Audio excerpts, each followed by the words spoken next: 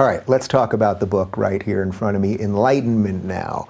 I've been kicking around this phrase on Twitter that's caught a little traction, that we are now in the Enlightenment, because it seems like we're in this endless stream of constant stupidity. And some of it seems social media related, and we touched a little bit on that in part one. And when I'm saying it a little tongue-in-cheek. And actually this book is sort of the answer to, I think, what I'm calling the Enlightenment, that there are so many good things happening right now, and it's very hopeful and optimistic. And I always tell people, I'm an optimist, otherwise I couldn't do this. You know what I mean? I feel that there's a chance we can make things better. So first off, let's just do some 101 stuff here. What are Enlightenment values to you? Well, I characterize them in the subtitle of the book as reason, science, humanism, and progress. Reason, that we should analyze our situation, our predicament, using the most rigorous logic that we can, and rather than relying on dogma, authority, tradition, scripture. Not good for social media, definitely.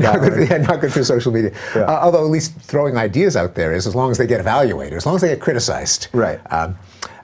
Science, namely that we should test our hypotheses, seek deep explanations, and that science provides us not just with gadgets and cures for disease, although it's important that it does that, but also defines the human condition, that concepts from science like evolution, like entropy, like the whole naturalistic worldview that the laws of nature do their thing without caring about us. These are things that we have to understand as the most basic facts about our existence. So right. Science has to be part of our worldview. Then humanism is the idea that it's human beings and other sentient animals that deserve our moral concern, as opposed to, say, the glory of the tribe, or carrying out religious dictates, or the faith, or some messianic age. That it's just, do people live long, healthy, happy, stimulating lives? That's what we should care about. And then progress is that if we use reason and science to make people better off, well, maybe we can gradually succeed. Yeah, so it's funny, when I was reading this, and the only word that like dinged a little something in my head was progress. And I think it's partly because of the way progressives have used progress. That progress in and of itself, you want to progress, meaning have more and more opportunity for people, more and more equality for people.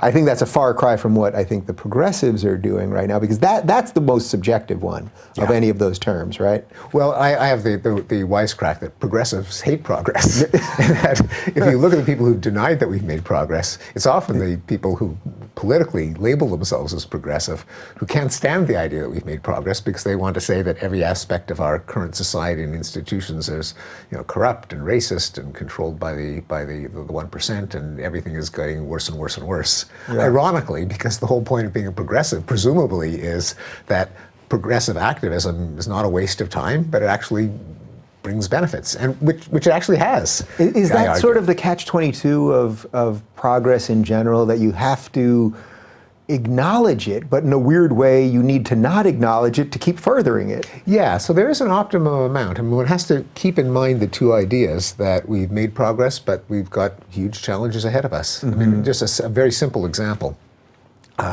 Extreme poverty, the bare minimum that you need to feed your family, has been falling, and it's got to be an example of progress. A couple of hundred years ago, you could say that probably 90% of humanity lived in extreme poverty. Now it's less than 10%. That's amazing. Yeah, a lot of that happened just in the last 30 years.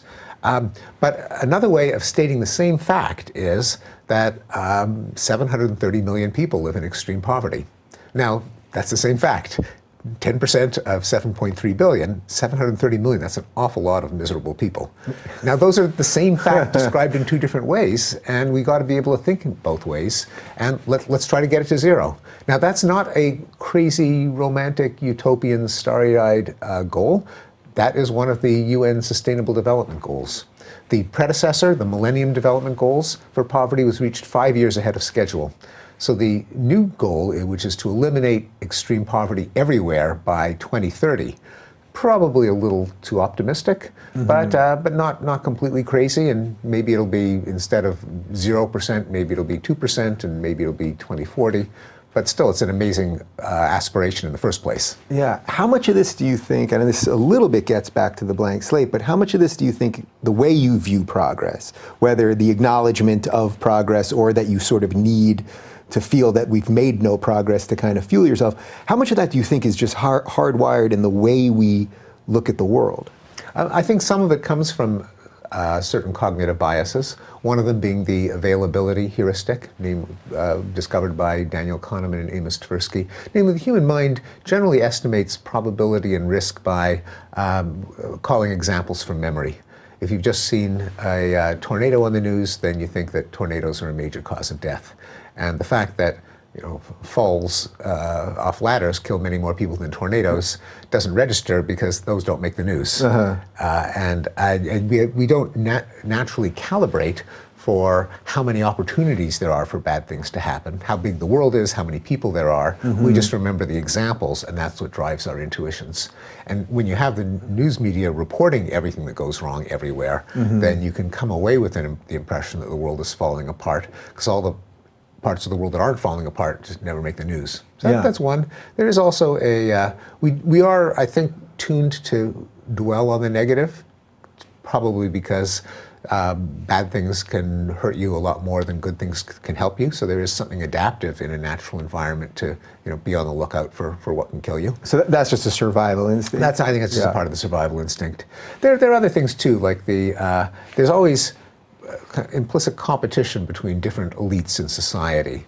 The academics, the journalists, the politicians, the business people, the religious, the military. They're all different kind of power centers, and they all kind of compete with each other for prestige and influence. And if you say society is declining, it's corrupt, it's a mess, it's horrible, it's kind of a way of each one of these groups can kind of feel superior to the others. The academics could say, look what the businessmen are doing to the country, and the businessmen can say, look what the politicians are doing to the country, and the challengers can say, look what the incumbents are doing. And so it's kind of a backhanded way of social one-upmanship.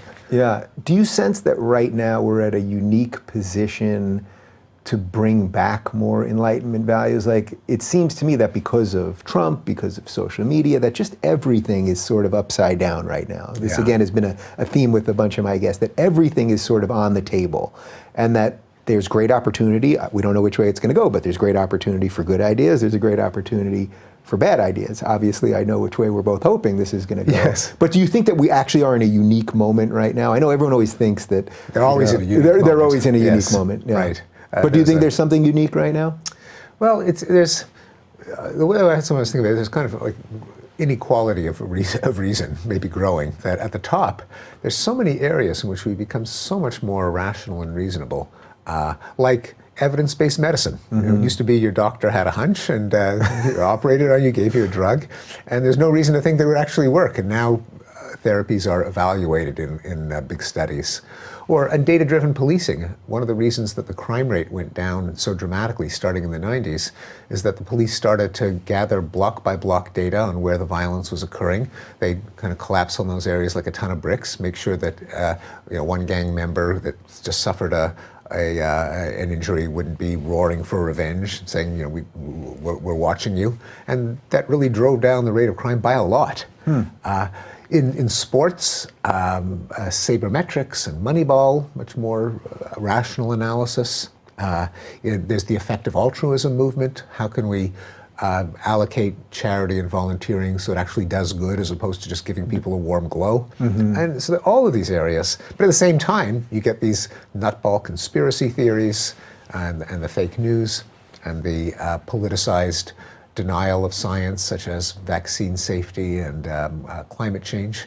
So the question is, how do we let the standards of rationality, I hate to use the word trickle down, but make it so that that it's kind of second nature for everyone to just not think in certain ways because they've just been proven to be obviously ridiculous. Yeah. How do you do it? I mean, I think that's a good. So I may not be the one to change a whole society. I do it by appealing to the kind of people who watch this show, kind of people who read my books, in the hopes that it will kind of spread out from there. And we know it's not that it can't happen. There are certain bad ideas that at one point are taken seriously, and then they just drop off, and like no one talks about them ever again. You know, like just my lifetime. When I was a kid, there was a debate over racial segregation. You know, should black students be admitted to the University of Mississippi? I mean, you just couldn't have that debate anymore, even among the farthest right of the right. Yeah. That's just no longer an issue. Should women be allowed to work? And in earlier decades and centuries, it was slavery or women's suffrage, and superstitions like alchemy or human sacrifice. So it's not hopeless. That sometimes what happens is that at any given time there's a range of reasonableness, but that center drifts, so that some things that were at the tail end of ridiculousness, even the conspiracy theory mongers and the most benighted can no longer take it seriously. Yeah. How much of this is just sort of the discussion around all this is just about our lack of patience? Because actually when the publisher sent me the book, I said Enlightenment Now, and as you can see, you guys had the font Now is bigger than Enlightenment, and yes. I thought that was kind of interesting, because we live in a time of immediate reaction to everything, and selfies and likes, and people just don't have patience anymore. Attention spans are incredibly short. That we want more now, but some of these things are just the long game. Yeah, I think that's exactly right.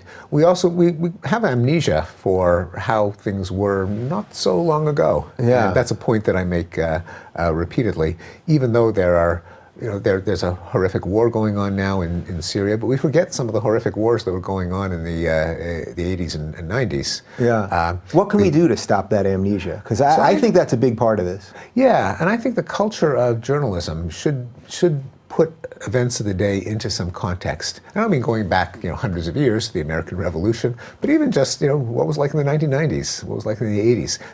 Likewise with the economy, people are so nostalgic for the early areas with strong unions and predictable wages and factory jobs.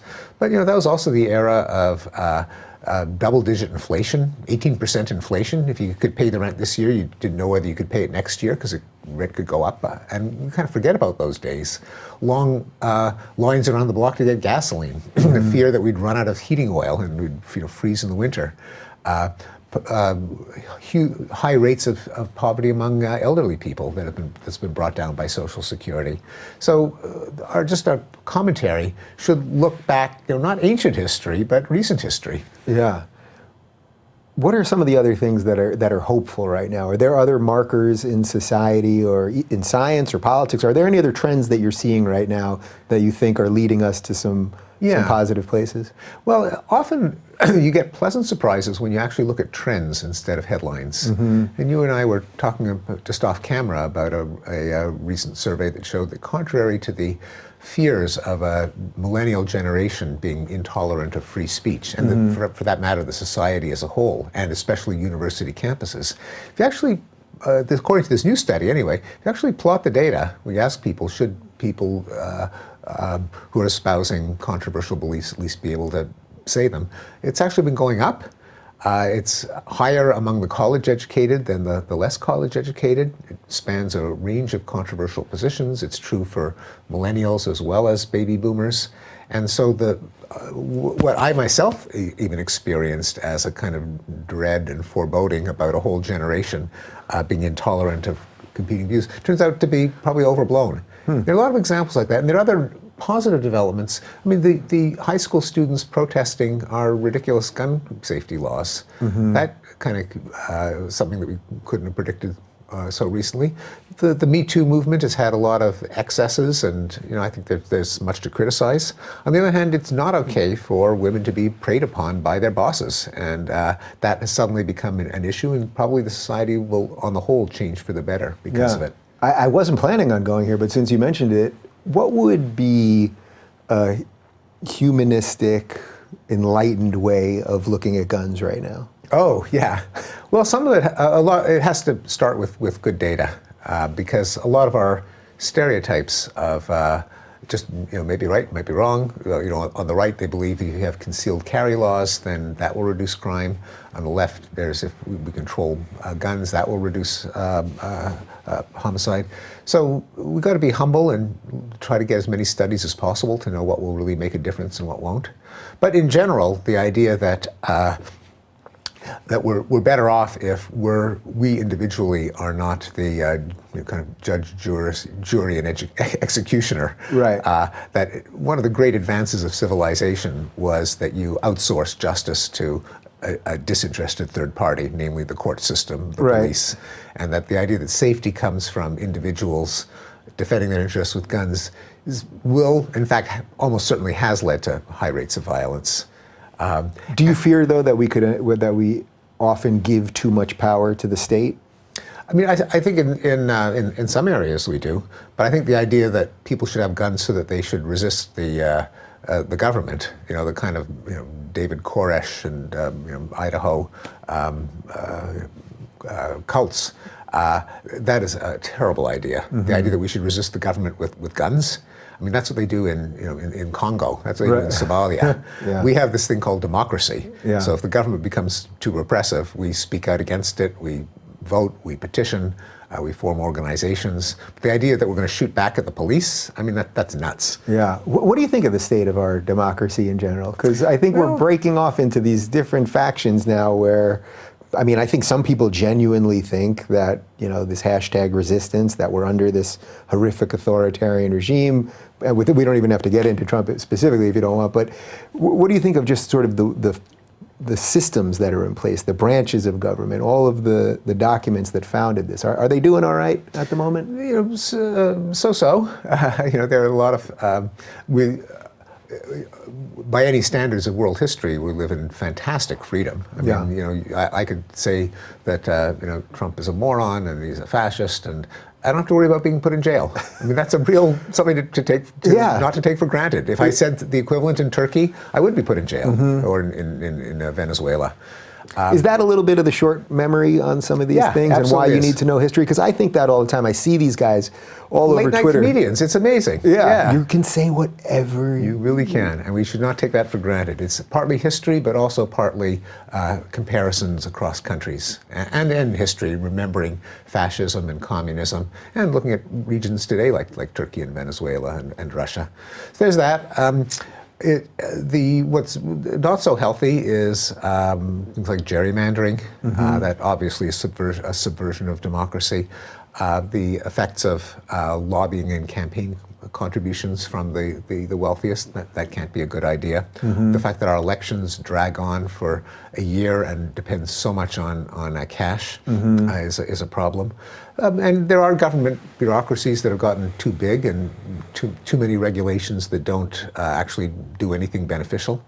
I don't think that means that's a call for just reducing regulation, with a meat cleaver, because some regulations really have done good. We've got cleaner air, we've got less poverty, but we should at least analyze what government programs are cost effective and which ones are just a nuisance and a drag. Yeah, and even having that conversation then gets people crazed, where I personally come from it from a little more of a libertarian perspective, and I would usually say that these days we've got people like Elon Musk that can get us to Mars and that can help clean the environment and green energy and all of those things, where I know there's just another set of people that think, well, we just can't leave it to the industrialists, we have to leave it to the government. But that's at least a place where we can have some respectful disagreement. That's a great place to be at. That's the conversation we should be having. And my view is that there has to be a mix of policy and regulation and private enterprise, and with all of the creativity and innovation and bottom-up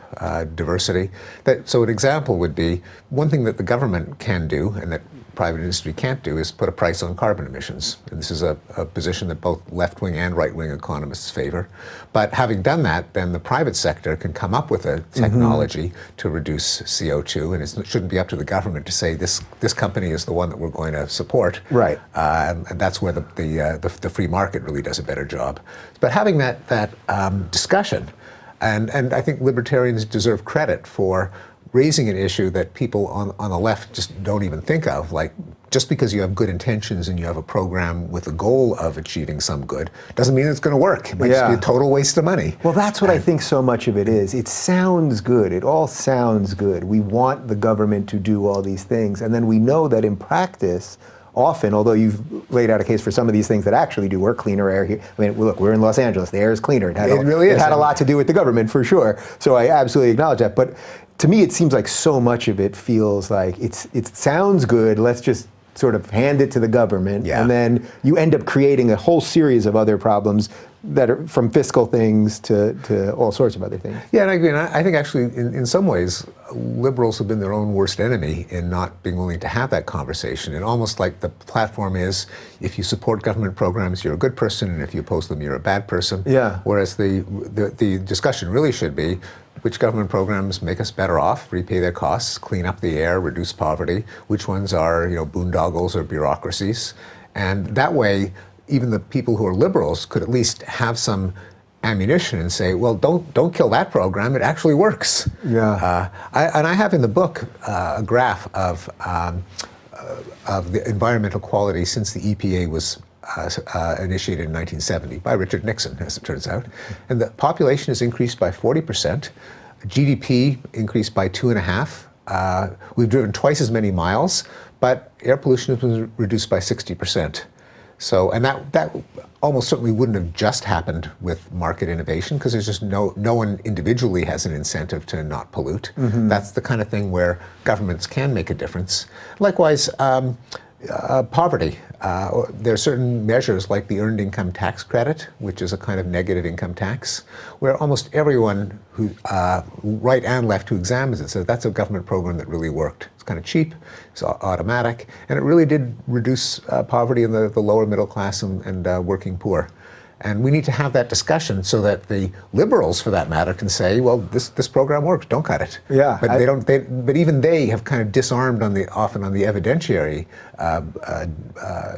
debate and just made it moralistic. Yeah, I think that's what so many of us that I would include in this new group. Have you heard this phrase, intellectual dark web? Has this this come across your desk yet? I Googled it. You Googled it? I mean, do you sort of catch what, I mean, I think that, I don't know who's to say what it is or who is in it or whatever, but it strikes me that you're sort of one of the people that's right there. Just people that are all coming together because we're just trying to get a little bit of the answers here, which really is what this is about. Yeah, and the way Jonathan Haidt calls it is viewpoint diversity. That it's not pushing a particular ideology, but it's getting a set of ideas out there that they have to struggle. They don't get a pass. The whole point of mentioning them is that, okay, now attack them, see if they survive.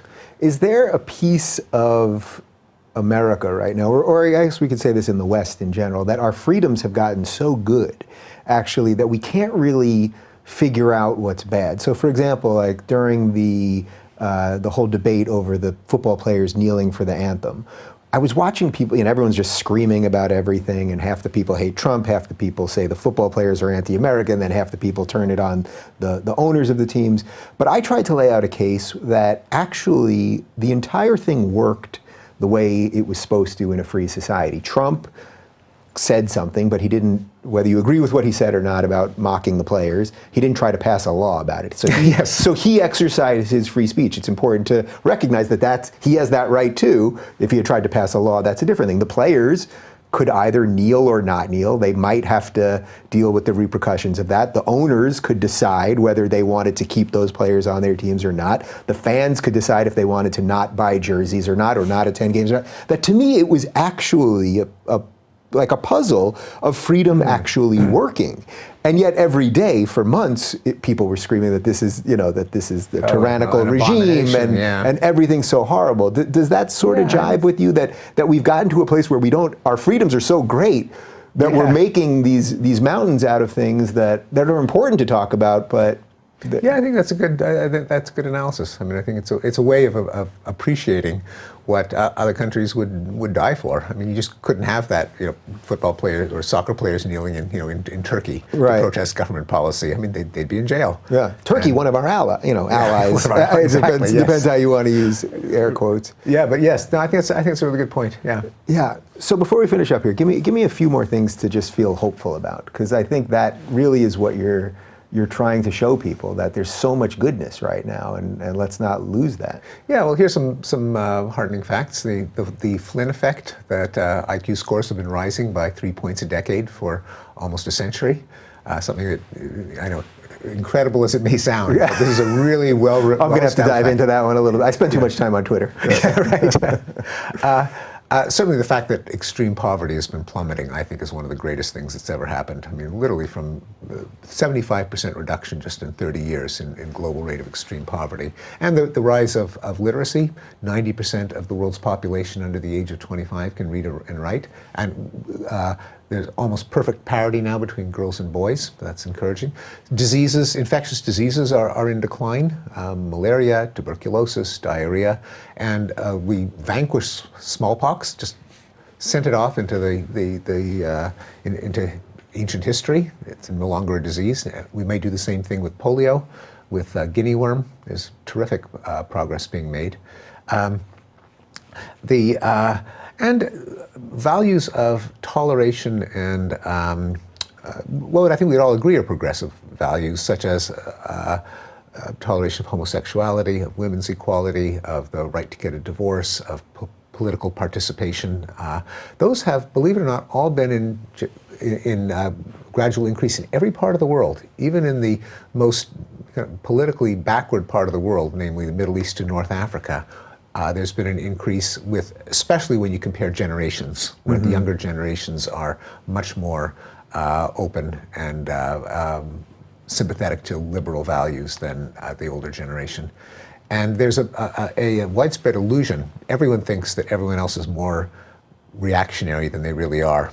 People say, well, I'm kind of progressive, but everyone around me, they're all a bunch of reactionaries. Right. There's a huge gap in how tolerant people really are and in how tolerant they think everyone else is. Yeah, it's really interesting. All right, so in summation, we should feel good about for the future, but we have to fight for it, right? We should recognize what we're in danger of losing. We should recognize what we've accomplished as a kind of impetus to do more. Steven Pinker, it's been an absolute pleasure. Thank you for doing this. Pleasure's been mine. Thanks for having me. And for more on Steven, check out his new book, Enlightenment Now, The Case for Reason, Science, Humanism, and Progress, which we've linked to right down below.